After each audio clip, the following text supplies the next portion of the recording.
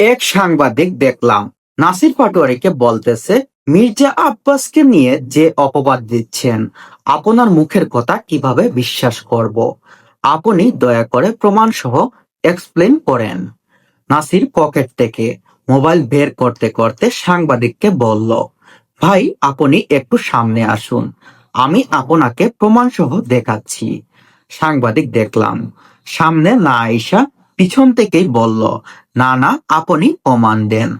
এরপর নাসির হাসতে হাসতে মোবাইল থেকে প্রথম আলো নিউজের একটা রিপোর্ট দেখালো।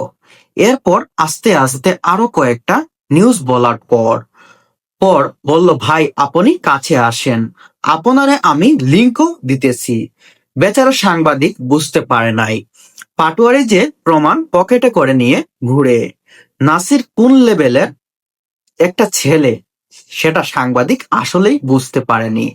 এটা বোঝার পর এটা তার আসলে উচিত ছিল যে এই পাটোয়ারিকে কোনো প্রশ্ন করার আগে বুঝে শুনে প্রশ্ন করা, কারণ তার কাছে সব সময় রেডিমেড প্রশ্নের উত্তর থাকে। ছেলেটা দেখতে হবে না ঢাকা বিশ্ববিদ্যালয়ের ছেলে।